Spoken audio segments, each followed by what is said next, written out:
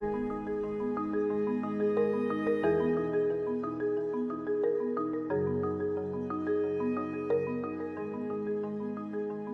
see this as a public health crisis, and we intend to be a catalyst of change and to address this, and we think that you are the right partners for that. Schools are ground zero of the epidemic, and if we want to move policy forward, we need to educate the public what's really going on. It's more incumbent upon us to find a solution to try, because it's happening more in our schools than it is outside our schools. We have a responsibility to protect vulnerable youth from being misled, and so we have got to have the campaigns that say this will kill you, this is going to damage your health. Whatever has been coming out in the media so far really hasn't made a difference in changing the kids' attitudes. We're seeing a rise the last 3 years. I could go to any one of our 8 high schools that are about 2,000 students each and ask a principal to open up a drawer, and you will see thousands of vape cartridges. These numbers are probably underreported. These percentages are actually a lot lower than what actually is going on. They're probably lying about it because, they don't want to get caught. They don't want their parents to find out. They're hiding it from people. But I also think that they know that it's bad. But they're addicted to this point where it's like, okay, I can't stop. I think our students are responding to the pressure cooker that we ourselves have inadvertently created. I mean, the competitive environment among these kids, my kids were pretty good students, and I had no idea the pressure that they were under. Ultimately, you're trying to figure out what works. Yeah. We're trying to kind of help the kids that already are addicted, but we're also trying to bring awareness to how serious this is. It is a twofold approach, preventative side on one side, but there has to be that consequence on the other, especially when they're using things that are in violation of the law. We're moving in a direction where we've actually developed modules now, and we're putting kids on a restorative path, meaning there's a diversion program. Instead of putting cameras in bathrooms to catch kids, they're actually building posters and education tools. I think the number one resource to assist us along this will be our students, because they're going to want the relief as bad, if not more so. Everyone's doing it, and that's where it becomes a problem, is because everyone says, my friends are doing it, they're fine, they're here today, and they don't have any problems, so it's okay if I do it. When they survey youth around why they're using e-cigarettes, and it comes back to, well, my friends are doing it. There's a lot of peer interaction. Friends are critically important, and so peer is going to be the key to reversing it, and then that educational piece so that they really do understand the truth. Somehow or another, we collectively have to make sure that this gets on the radar of every superintendent in this country to make sure that we're dealing with this. There's a call for action for us all to work together, engaging youth influencers, educators, parents, and informing youth and engaging youth themselves. Don't let the conversation end today, okay? Take it forward and let's do something about it. Okay, use the weight and the gravity of your signature, your position, and who you are within your communities to truly take this conversation forward and make an impact.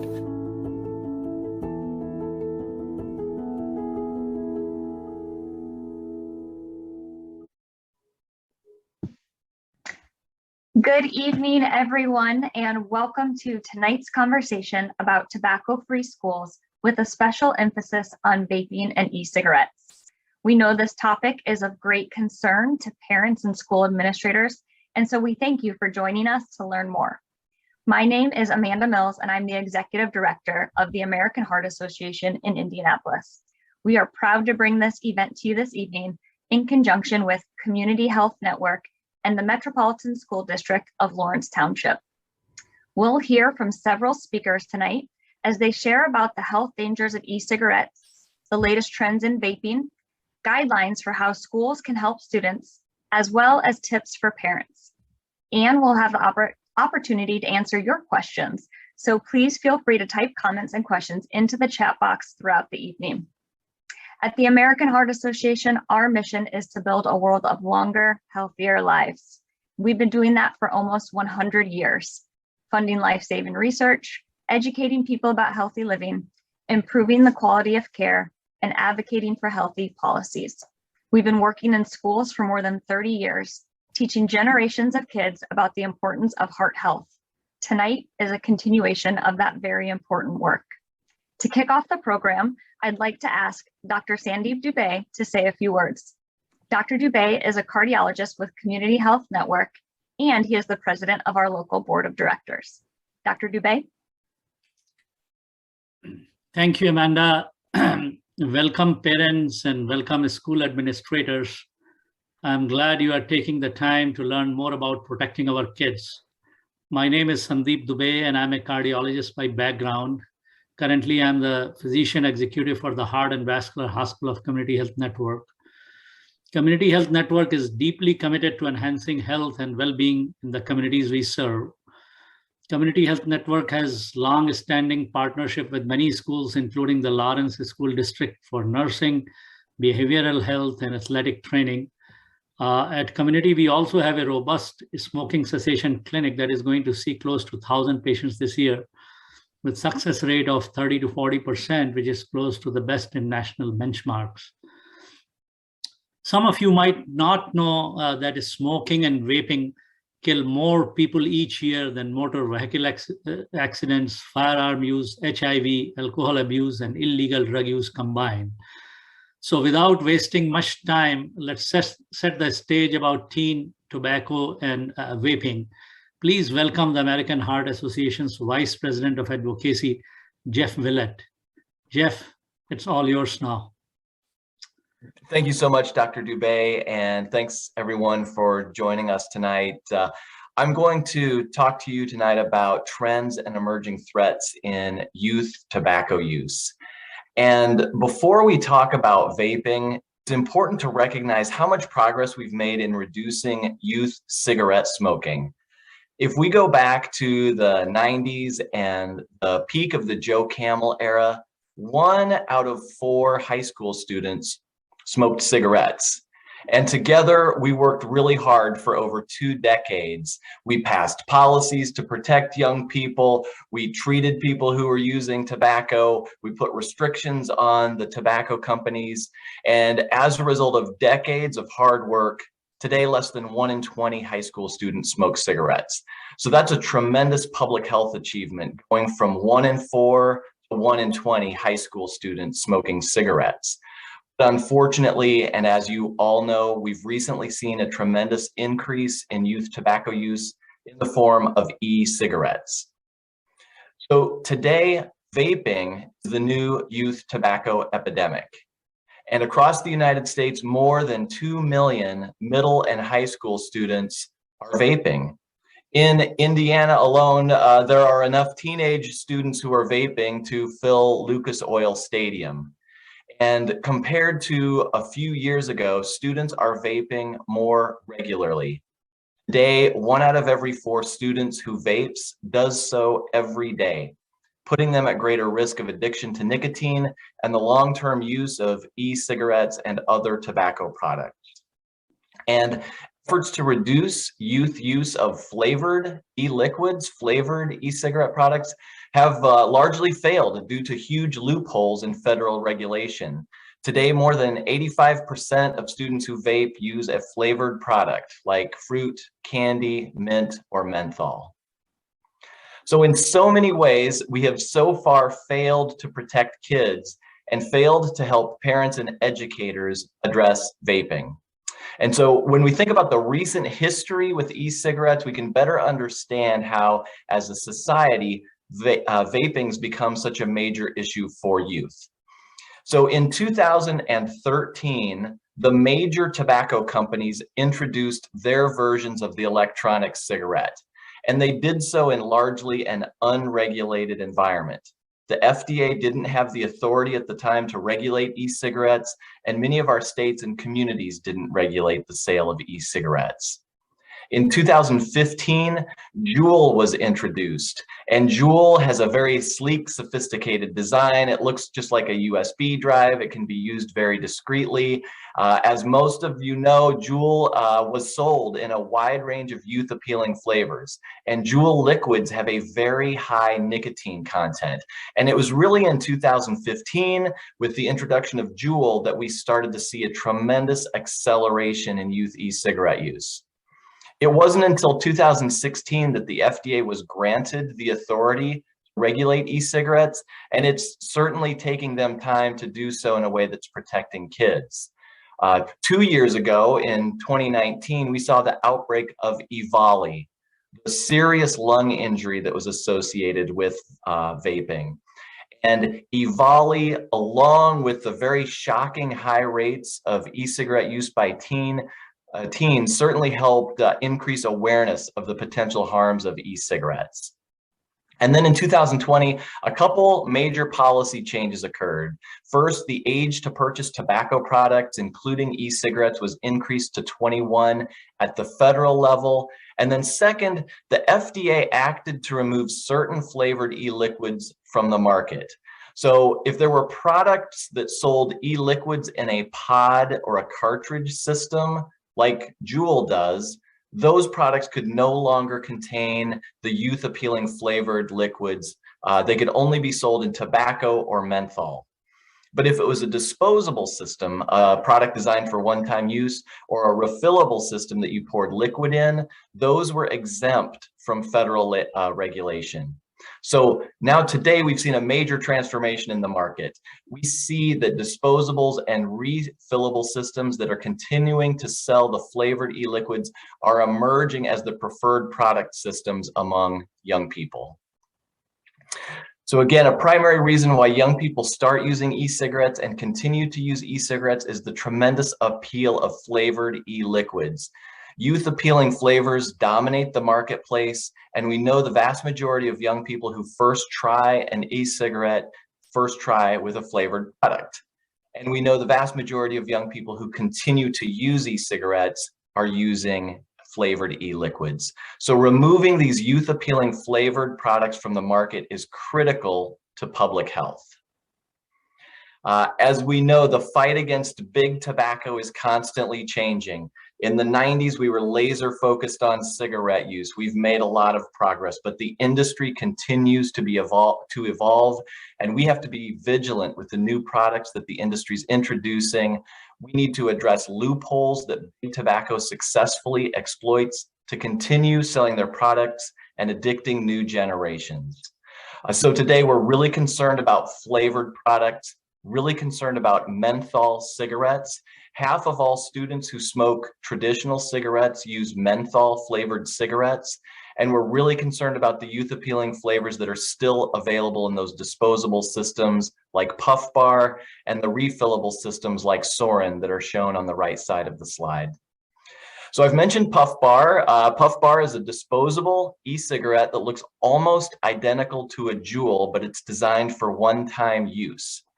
And as I mentioned, federal regulation allows disposable products like Juul to continue selling youth-appealing flavors that Juul is no longer allowed to sell. So it's not a surprise that today, more than half of all students who vape are using disposable e-cigarettes. And while just a couple years ago, Juul was the market leader among your students, Puff Bar is now the most used e-cigarette product among youth. And recently, to make matters even more complicated, Puff Bar announced that it is now using synthetic nicotine. So it believes that because it's using synthetic nicotine, it should be entirely exempt from federal, state, and local laws regarding e-cigarettes and other tobacco products.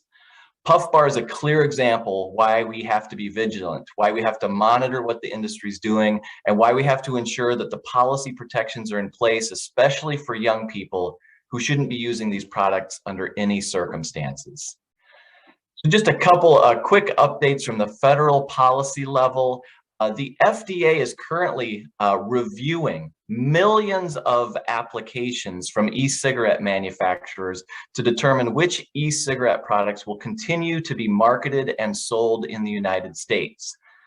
Recently, the FDA authorized its first e-cigarette product for continued marketing and sale in the United States, and that product is Vuse. Vuse is one of the preferred products among young people, and while the FDA has approved the tobacco flavored Vuse product, it has not made decisions on the menthol flavored product. We are definitely hoping that the FDA will further protect young people by not allowing the menthol flavored Vuse products to be sold. And with menthol in mind, the FDA has also announced that it is considering steps to remove menthol cigarettes from the marketplace.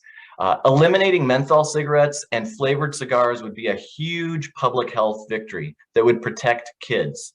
Half of teens who smoke traditional cigarettes use menthol cigarettes. Flavored cigars are also popular among youth. That FDA announcement would not address flavored e-liquids, menthol flavored e-liquids.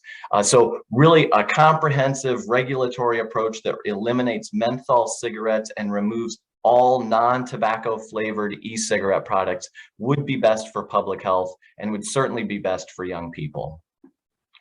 And it's not just e-cigarettes that we're concerned about. New forms of tobacco and nicotine delivery like Zyn, which is an oral tobacco nicotine pouch product, and IQOS, which is a heated tobacco product, have been introduced in the United States. As you can see, Zyn is sold in a wide range of flavors. So we're keeping our eye on these products. We want to ensure that all tobacco products are regulated in a way that protects kids first and foremost. So just to summarize, where are we today? E-cigarettes are the most used tobacco product among youth. Over 2 million teens across the country used e-cigarettes in early 2021. Those data were collected at the peak of the pandemic. We're unsure exactly how many young people are using e-cigarettes today, but well over 2 million in early 2021. Fruit, candy, mint, and menthol are the most used products among young people. And since 2019, the use of disposable e-cigarettes has skyrocketed, and over half of youth today are using disposable e-cigarettes. So greater action is needed at the federal, state, and local levels to protect young people from using tobacco products. We're working to address those loopholes and strengthen regulations. We also know that kids vape for a number of reasons.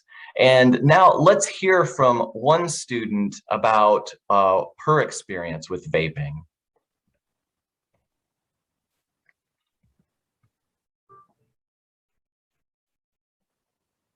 I'm Claire, I'm 16, I'm a junior. Well, I started vaping when I was probably in 8th or 9th grade. It started through sports, honestly, just people on my team. Like, that was who I was with most of my time. I didn't like it at first. It hurt. I coughed. I was like, this is icky. I think we need to deal with mental health and the reason why people are using. Personally, for me, vaping was a way to have something else like use to cope with my mental health, to cope with my depression, to cope with my anxiety. I would go through 3 pods a day, which would be like, my pods held about like 2 milliliters. And so 2 milliliters of juice, if you like look it up, is equivalent to like a pack of cigarettes worth of nicotine. And so technically I was inhaling 3 packs worth of nicotine. I got so scared, but I was too scared to tell anyone that this was happening to me because I knew I was going to get in trouble. I hated it. And yet the addiction was so strong that I kept using it. And my parents, they did not have the reaction I thought. My mom was like she sat me down and I talked to my mom and my dad for like a solid 2 hours. Life is not easy, like school's not easy, friendships are not easy, but you need to make it through this hard part in your life so that you can have your future. And addictive chemicals aren't going to help you get there. It's not going to get you to where you want to be.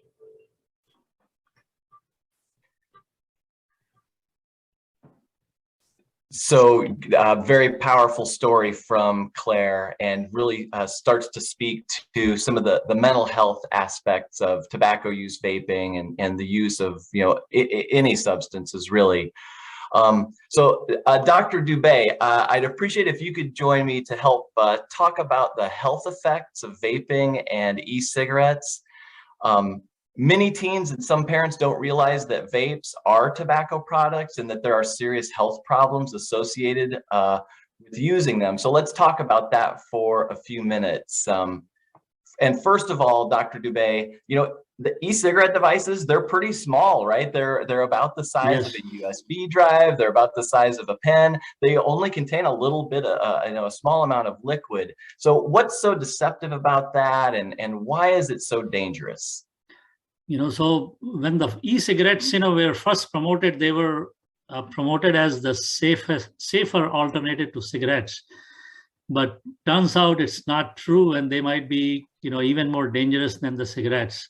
So one thing that you said that they are deceptive. So they are small. So one thing, they can be taken into areas and is smoked, inhaled the vapor where normally, cigarette will be very obvious. You cannot smoke, but people are able to use the e-cigarettes in those areas. And then the amount of liquid, is highly concentrated, as we saw in that video, that one pack, one little pack, will contain about amount of one pack of cigarettes, so 20 cigarettes. So it's very deceptive. You can easily vape, 20 cigarettes worth of nicotine without realizing that. And the third thing is that tobacco has that pungent thing, so typically you cannot inhale, you inhale a little bit, you stop, you don't take a deep inhalation, most of the people, but here that tobacco, that smell is not there. Even there might be other flavors that might mask the nicotine, so people inhale much deeply. They actually can then, even with the same amount of nicotine, they can absorb a lot of nicotine that will then cause the poisonous side effects. Yeah, tell us a little bit more about nicotine. What are the health dangers associated with nicotine? So nicotine, we all know, it's dangerous to cardiovascular health. So, it can lead to increased blood pressure, increased blood flow through the heart, hardening of the arteries, heart attacks. But then it can affect, almost every organ system in the body. So it can cause effect on our eyes. It can lead to carcinogenesis, that cancers in almost every organ system of the body, lung, pancreas, GI tract, kidneys, breast. So it can cause liver damage. So it has multiple damaging effects. And as you know, nicotine is also incredibly addictive. I think Mark Twain said that quitting smoking is easy. He's done it 1,000 times. So to hear about the cessation clinic, the tobacco dependence clinic, and the success rate of 30 to 40%, that's amazing. You clearly have a really strong program there. What are some of the other chemicals that are in e-cigarettes? So, just like, the regular cigarettes have variety of chemicals, the e-cigarettes have different variety of chemicals. So they typically would have heavy metals like lead, chromium. They would have these carcinogenic aldehydes, so glutaraldehyde, acetaldehyde, and then many of these vapes, or flavors, or even some of the substances that are relatively benign if you ingest them. So if you take them through the GI tract, are relatively benign, but when they are inhaled and they are in the vapor form, they can be very dangerous. Something like even like vitamin E. So vitamin E, has been was used to stabilize many of these in solutions, and EVALI that you talked about, we saw these 18, 19-year-old, 22-year-old ending on the ventilator. Many of these effects are attributed to vitamin E in these products. So many of these compounds are highly toxic, especially when they are in vaporized form versus ingested. And what do we know about the health effects and the health dangers associated with nicotine and vaping? So, when we say health effect, we typically talk about the physical health, as we talked about, cardiovascular system, every organ of the body. But, it not only affects our physical health, but our mental health, as you talked a little bit, our financial health. People will steal money or not then eat food or take their regular medicines while they are buying these products. So it affects financial health, emotional health, and then some other diseases like COVID. So it not only it causes direct disease, but inhaling this vapor, not only in the people who inhale, but even secondhand inhaling, just like passive smoking, it weakens your immune system, and these people are more prone to get COVID as well. You bet. Very dangerous products. And, we know a lot about the health effects of cigarette smoking because, people have been smoking cigarettes for a long time, and we have long-term studies that have looked at the health effects. E-cigarettes were really only introduced fairly recently, and they've changed so rapidly since they've been introduced that, studying the long-term health effects of something means you've studied it for a long time. We know that, inhaling heavy metals, we know inhaling known carcinogens, we know that consuming high levels of nicotine, these are bad for health and certainly will be bad for long-term health as well. So thank you very much for that summary. Let's go ahead and take a look at the story of another student and his experience with vaping.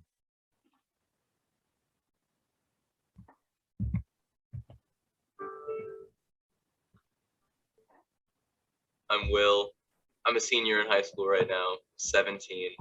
I was 14 when I started vaping. I had smoked cigarettes before for a while. So when they were like, hey, it's the same thing, it's just safer, it's fine, it's like water vapor, there's less nicotine. None of those things are true. So I tried it, and the first thing you notice is how much smoother it feels. It doesn't feel as dangerous as a cigarette does. I think it's often overlooked how much part mental health plays in addiction. I'm diagnosed with depression and anxiety, and it's been a really difficult thing in my life. So when I was introduced to nicotine, it was like, hey, it's this chemical that makes you feel better. When I first started, I was a cross-country runner and cross-country skier, but my lung capacity was never the same. It felt like I was getting out of shape, but I knew I wasn't.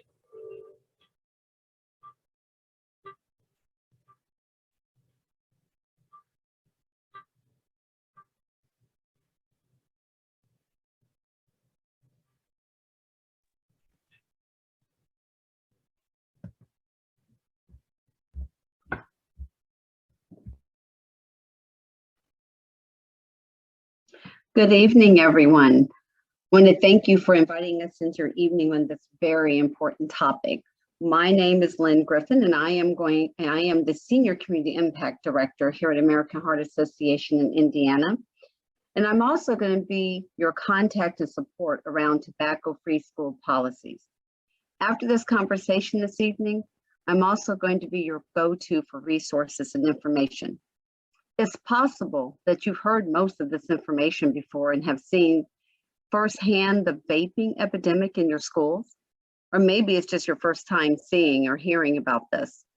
But wherever you, your school, or your district are in this conversation, I want you to understand and know that American Heart Association and myself are here to assist you and provide support for you and your students and for the parents and staff in your district.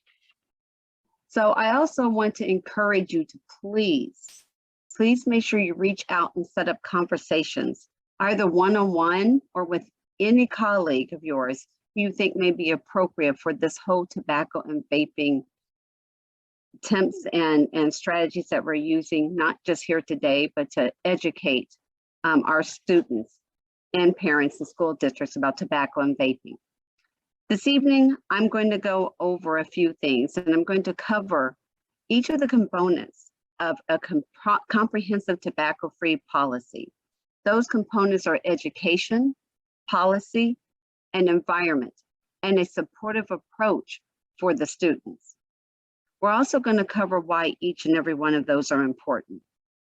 And we'll also discuss what American Heart Association can do to support your school district in exploration and implementation of a tobacco-free policy. So let's start off looking at a holistic approach. We're going to start off identifying your role of the schools in this work. We all know that teachers and schools have always been one of our greatest assets in society, and the pandemic has made that even more clear. Schools are the front lines of the youth vaping epidemic. Faculty and staff are uniquely positioned to identify and support students who may be addicted to nicotine or at risk of addiction. Specifically, schools can structure their education and disciplinary practices to help prevent youth from starting and to offer supportive approaches when students are caught using tobacco products. The goal here is to educate the students about tobacco products and the dangers of nicotine. Also, the goal is to help students remain fully engaged in their education. If they're already addicted, we need to listen and ask why are they turning to these products. And also our final goal, we want to make sure that we pass comprehensive policy that supports a 100% tobacco-free environment. So how do we do this? Well, let's dig into it a little bit more. Let's look at education. When we talk about education around tobacco and nicotine addiction, it's similar to any other knowledge we are hoping to pass on to students. It needs to be consistent and relevant. We suggest that students interact with the tobacco and nicotine curriculum at least once a year, and that the curriculum aligns with state standards. As with any educational content, it needs to be age appropriate and culturally relevant material. What resonates with middle school students won't pass the test for high school students. So not one size fits all. And prevention is most effective if students can relate to and see themselves and their experience in the content. It's also important for us to remember that there are different meanings and attitudes around tobacco in different communities. That should be considered and respected while doing the work. We also found that information is better retained if it is delivered in a variety of ways. We can deliver it through classroom instruction, written materials, school-wide activities, and consider student-to-student interaction, which provides a safe place for discussion. It's also important to explore parent education strategies. When we look at education's role in this, we need to understand that staff members are responsible for teaching. Tobacco education should also be provided with continuous professional learning opportunities to learn how to effectively deliver the program. This effort doesn't end with the students. Tobacco education should include everyone that is interacting in the school environment. That includes students, staff, parents, and visitors. This also includes those that rent district buildings and space as well. We need to make sure that that conversation and the policy is covering those individuals. The American Heart Association has a range of resources for different audiences to help communicate accurately information about tobacco and vaping, and offer strategies to help any tobacco user quit for good. We know students are not the only ones using tobacco and addicted to tobacco. To help staff walk the walk, tobacco education and cessation services should be offered to staff as well. This is about keeping everyone healthy, and that includes the adults. A final point here on education needs to be, we need to be careful to not accept curriculum developed or funded by tobacco industry.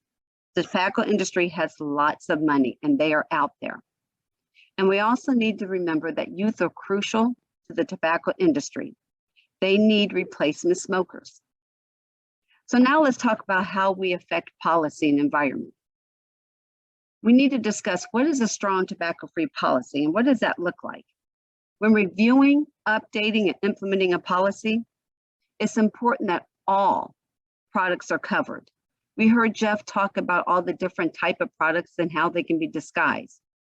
But that is obvious products like cigarettes, chewing tobacco, and cigars.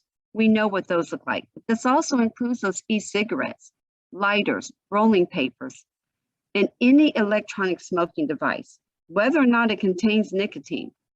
Many schools do have tobacco-free policies, but we want to assist in strengthening those to make sure all products are captured. As you heard from Jeff, e-cigarettes are the products most appealing to youth and contributing to the increase in use. So what are the other policy essentials that we're going to discuss? What else is a strong tobacco-free policy? Well, it pertains to any person on school grounds, including staff and volunteers and visitors. It prohibits the possession by students. It applies at all times, before, during, after school hours, weekends, field trips, and in vehicles on the property. And last, the policy should provide a supportive approach to discipline when students are in violation of the policy. What is a supportive disciplinary approach for students? When talking about tobacco policy, it's important to have a supportive disciplinary approach in an environment relying on traditional discipline. The biggest issue is that students break rules. In an environment using supportive discipline, the biggest issue is bringing tobacco to school, impacts their health, and has the potential to create harm for other students as well. So what does a supportive disciplinary policy include? It includes parental caregiver notification. We also want to make sure collaborative conversations are occurring between the student and staff members. We're offering information to the students about available tobacco education and cessation and facilitating enrollment if the student is interested. Disciplinary meetings between the student, a parent or caregiver, and a designated staff. And also that policy can include enrollment in alternative suspension programs. It does not include suspension or expulsion, which should only be used as a last resort. It does not take away extracurricular or impose fines. We want students to stay engaged in their education, and fines can be prohibitive for families creating hardship.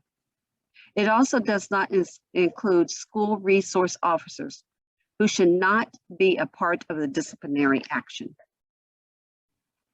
So why do we suggest avoiding suspension? The goal is to support students in their education. And in reality, suspension leads to disengagement and lower academic performance. Overall, that can continue into post-secondary education, and this would be harming the students. Supportive strategies make the student and the school staff collaborators in the disciplinary response. A supportive approach can have the triple benefit of supporting student academic achievement and improving health and decreasing inequities. So now you're on board and have understanding and you're ready to pass the policy. Here are some of the things to keep in mind. Any change in policy, school, city, or state is more successful when people impacted by it are engaged and part of the process. Get buy-in and educate early. Include information about the policy change in your newsletters and in letters to parents and caregivers. Consistently enforce policy. This is important because everyone is in this together, and the trusted adults can lead by example. Review the policy periodically. We've seen how the way people consume tobacco has changed over time, and our response has changed too. We can assume that e-cigarettes likely won't be the last new thing in tobacco. So periodic review of the policies are important. So how can American Heart Association support the school districts in your fight against tobacco and vaping? Well, I again am your local resource to tobacco-free school initiatives and education. I can assist with conversations, organizing, sharing, or personalizing materials. We have educational resources created specifically for students, staff, and parents and caregivers. Examples of signage and materials to communicate policy changes, and school districts that adopt a policy may be eligible for a stipend to support costs. So this is all I have today, and if we have questions, I'm sure that we'll be able to take them later, but at this point, I'm gonna turn it over to you, Jeff, and thank you for your time. Lynn, thanks so much. For our final segment tonight, we wanted to share the perspective of a school administrator.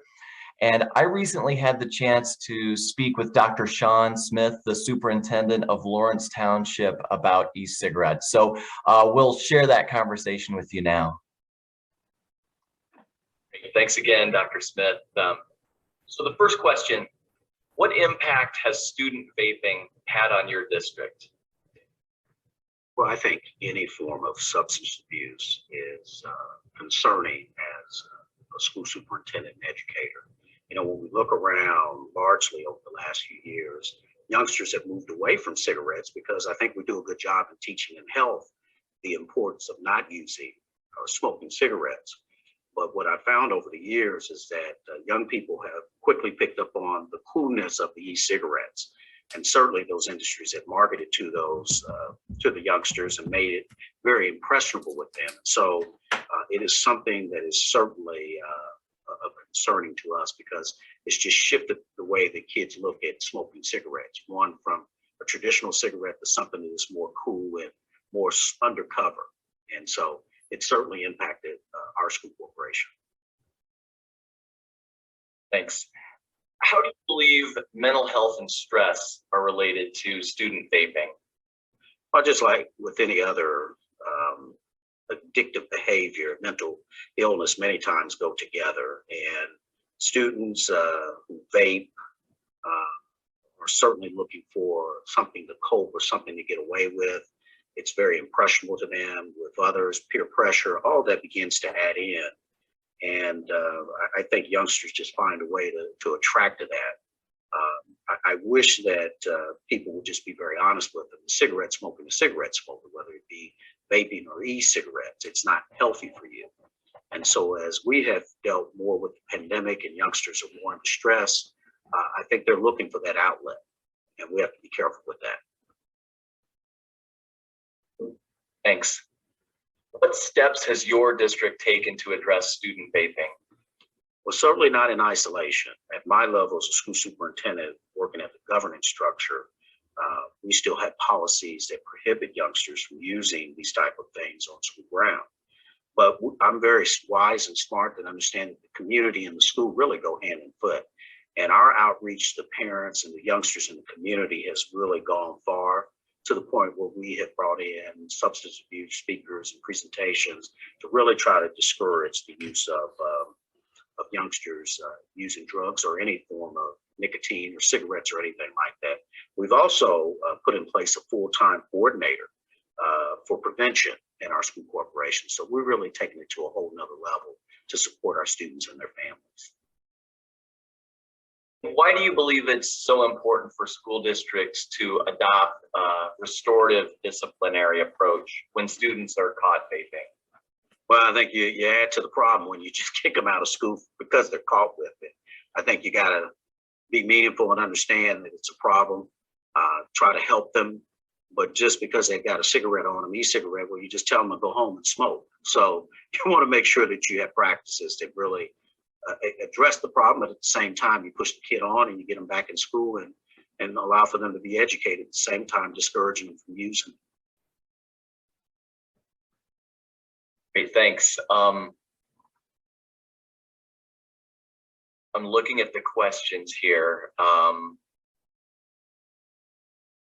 is your district approaching, tobacco prevention education and ensuring that any student who wants to quit using tobacco or e-cigarettes knows where to go for help? Well, I go back to what I said earlier is we're really proud that we hired a full-time coordinator to work in that prevention area and to support families and youngsters. We see it totally as restorative and helping. When we catch a kid in that situation, it's not just a suspension or you're out of school.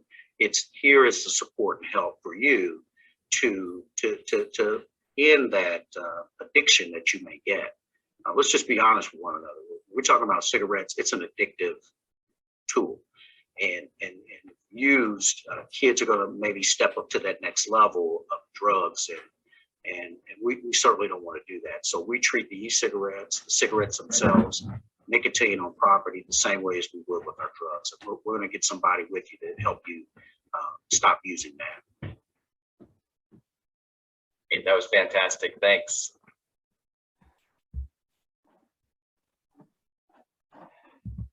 That was fantastic, and Dr. Smith's leadership is fantastic. So just a quick recap. Students are the victims of the e-cigarette epidemic.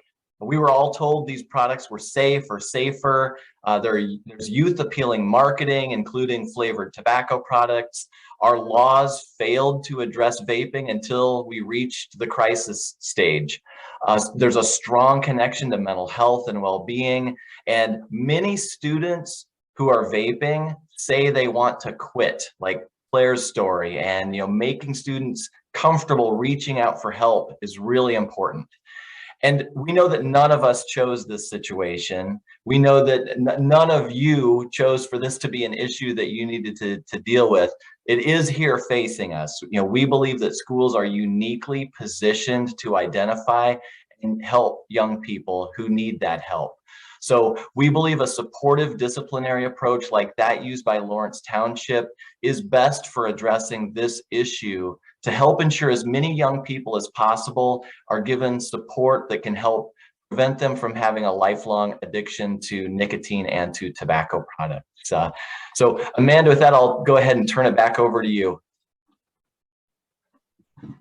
Thanks so much, Jeff. A special thank you for joining tonight and your expertise, and a thank you to all of our speakers. We truly appreciate Dr. Dubé, Lynn, Dr. Smith, and of course, once again, Jeff, for a very educational evening.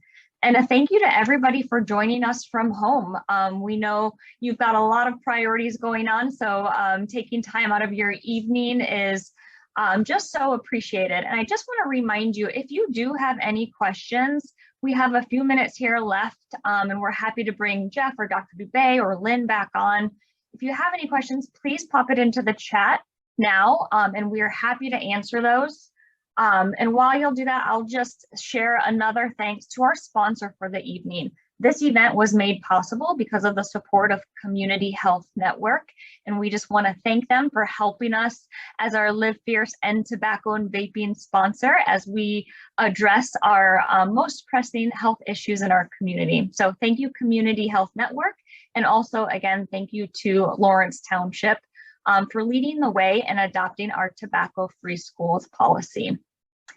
I'm not seeing any questions in the chat. We'll give it one more minute in case you are typing, just in case. But again, we are so appreciative of you joining. We hope you found this educational and compelling information, whether you are an educator or an administrator, or if you are a parent of a teen. A lot of scary information and constantly changing daily. So again, we're here as a resource for you. After this event, we will send out the recording.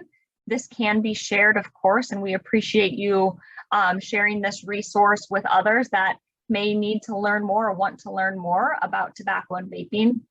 Well, and we have on the screen, you can see Lynn Griffith's contact information. As she shared, she will work closely with all of our school districts in the community to talk about policy or provide any resources that may be needed. All right, well, that concludes our evening. I don't see any questions here. So thank you so much for your time and have a great rest of your night.